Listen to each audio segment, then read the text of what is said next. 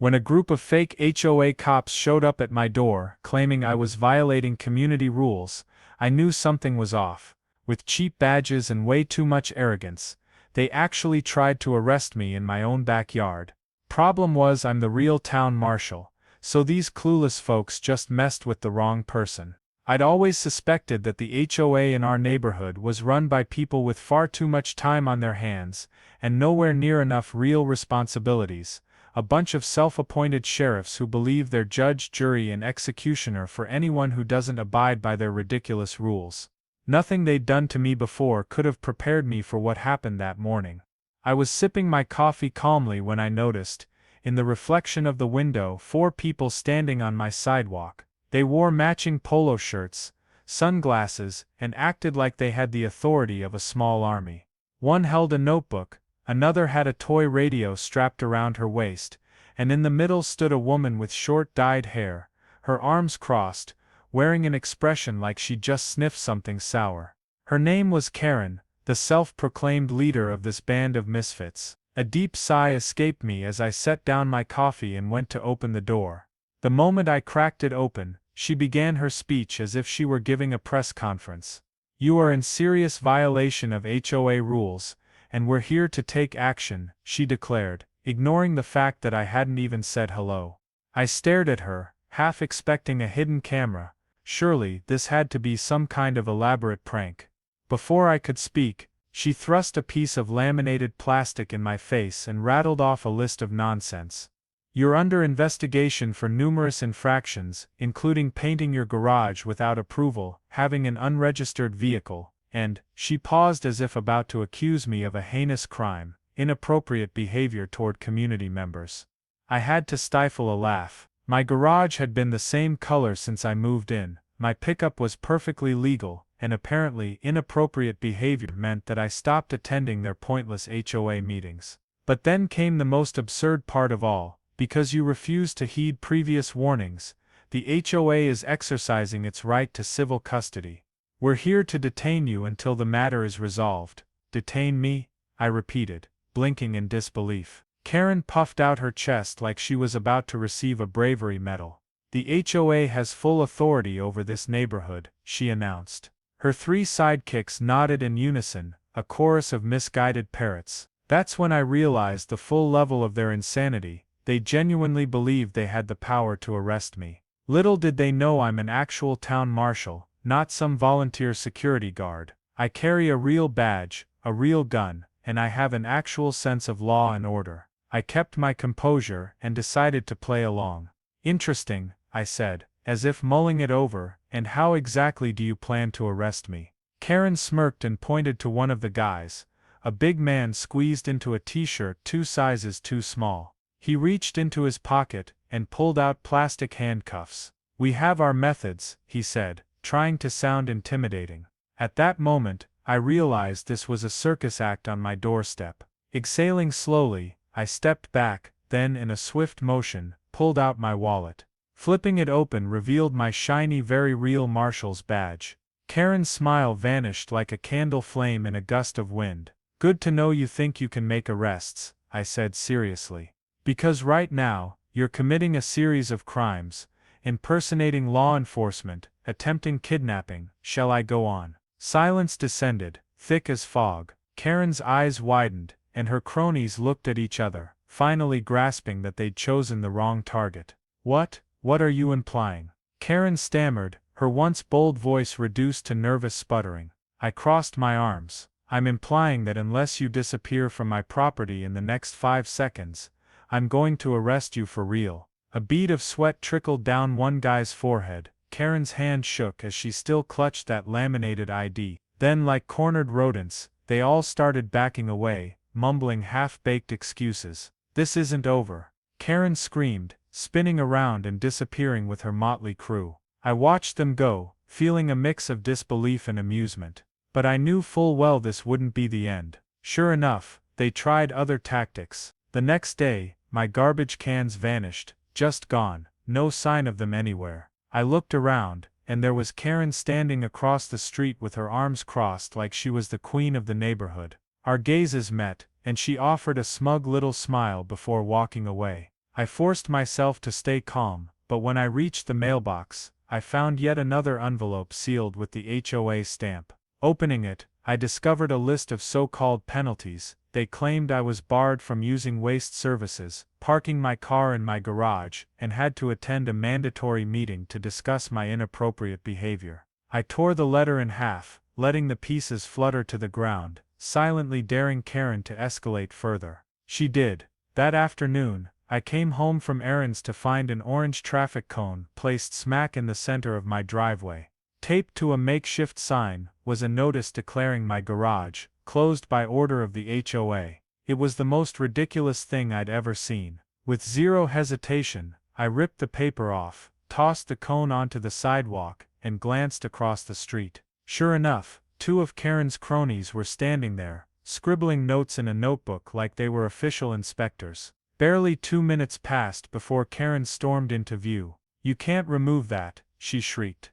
I held up the cone. "Oh, can't I? This is my house." She pointed at some laminated nonsense, her face burning red with anger. "This is an HOA sanction. You can't just ignore community rules." I almost laughed. "Karen, you have no authority to ban my garage. In fact, you have no authority at all. Stop annoying me." She looked ready to blow a fuse, but I simply turned away, walking back inside and shutting the door. But of course, that wasn't the end.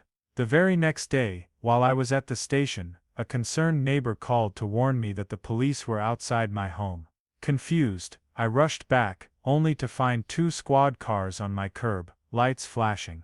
And there was Karen, acting like a helpless victim telling the officers some wild tale. The moment the officers saw me, they exchanged looks that said they knew exactly what was happening. "We got a tip about a man with a gun at this address," one officer explained awkwardly. I shot Karen a glare. She tried to feign innocence. "I just reported what I heard. Some people thought they saw suspicious movement, and the officers, looking more fed up than anything, informed her that making false reports was a serious offense." Her face turned beet red, and she clamped her mouth shut. If Karen thought that calling the police was the final blow, she was mistaken. After that fiasco, I was certain she'd try something else. I was right. One morning, a heavy truck parked right in front of my house, loaded with excavators, shovels and orange cones. A crew of workers hopped out, looking ready for major construction. When I asked what they were doing, the crew leader read from a clipboard, "We're here to fix a water leak under your property. The request came from your HOA." I glanced across the street and spotted Karen, arms folded, smirking like she'd just orchestrated my downfall. "There's no leak here," I told the crew leader. "Neither you nor the HOA is authorized to tear up my lawn." He hesitated, pointing out that they'd been given an official order. But as soon as I flashed my badge, the man's face paled. "Right guys, let's pack it in," he told his crew. Karen marched over in a rage. "You can't do this," she yelled. I leveled a calm stare at her. "Do what? Stop people from destroying my yard for no reason." Her voice shook with fury. "The HOA has authority over the infrastructure of this neighborhood," she claimed. I took a step forward, voice dropping low. "Karen, keep pushing, and I'll arrest you for trespassing and fraud. You're out of line." For the first time, she looked genuinely speechless. Yet, unbelievably, she continued. "Not long after, I received a formal letter from the HOA stating that I was under disciplinary review for harming the well-being of the community. A fancy way of telling me they wanted me gone. According to them, I'd racked up serious infractions and openly defied HOA authority. Essentially, they were trying to evict me from my own home. I couldn't help but laugh. The HOA didn't hold my mortgage or own my property. They had zero power to make me leave. Still, Karen's smear campaign left some neighbors looking at me with suspicion, labeling me the rebellious problem who disrespected the sacred order of the HOA. A week later, they held a disciplinary meeting, basically a kangaroo court, presumably to publicly shame me. I decided to attend, if only to witness Karen's delusions reach a crescendo. The community room was packed with neighbors, sitting in rows, like a makeshift courtroom. At the front, Karen perched behind a table stacked with papers, ready to pronounce her verdict. She cleared her throat, and in a tone reminiscent of a kindergarten teacher telling off toddlers, announced, We're here to address the very problematic behavior of the gentleman who refuses to cooperate with our community standards." I rolled my eyes. "Cut to the chase, Karen. You want me out of the neighborhood, right?" She tried to hide her smirk. "Well, given the number of violations, Which violations?" I interrupted. "You mean the nonsense you made up about kidnapping, calling the police for no reason, or the attempt to dig up my yard?" Her face flushed. The crowd began to murmur. "The point is," she stammered, "this man doesn't fit in here." "I'm staying put," I said firmly. "This meeting means nothing. This isn't a gated community, you're not the sheriff, and your petty rules can't override actual law." Silence fell, heavy as a storm cloud. Neighbors exchanged looks, many realizing for the first time that Karen's so-called authority held no real weight. She struggled to maintain her composure, but her plan to publicly shame me had clearly backfired. "You simply don't belong here," she huffed. I shrugged. "Well, I'm not moving. Let's see how that works out for you."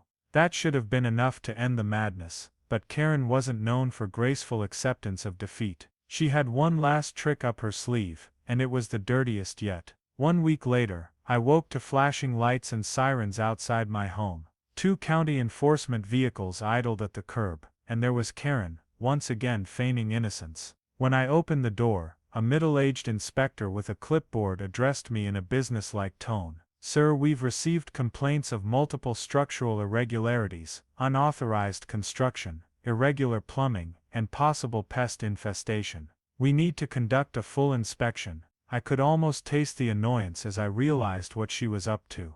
Trying to get my house condemned. "Who filed this complaint?" I asked. The inspector hesitated before admitting. "It came from the HOA, Karen Thompson, specifically." "All right," I said, stepping aside. "Do your inspection."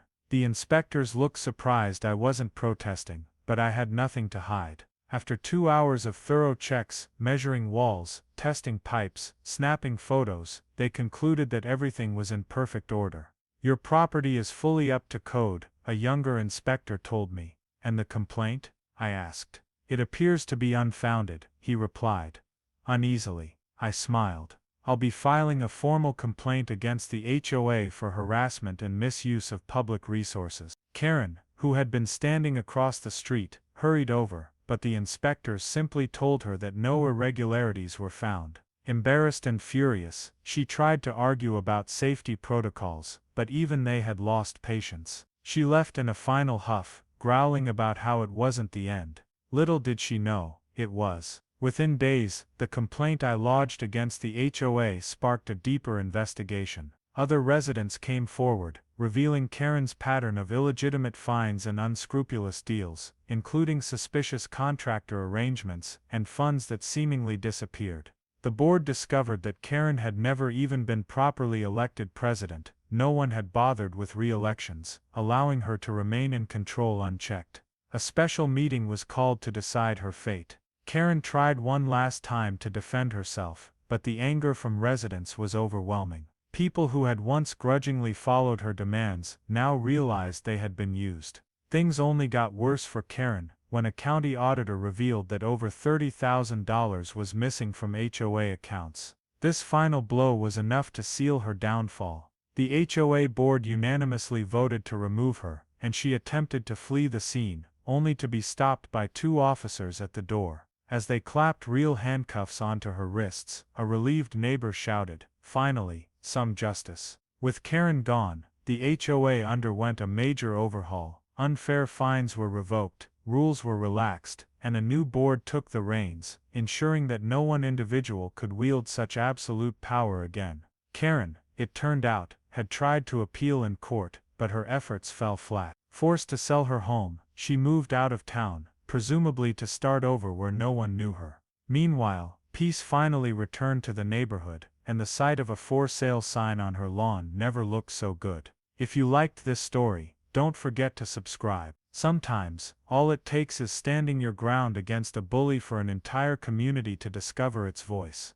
And in this case, a single misguided attempt to arrest a real marshal led to the unraveling of an entire corrupt system. So remember, When people try to take what isn't theirs, or impose rules they have no authority to enforce, it can all come crashing down the moment someone says enough. Thanks for reading. Don't forget to share your thoughts in the comments, let us know where you're watching from, and of course subscribe for more real-life tales of standing up for your space and your rights. Subscribe.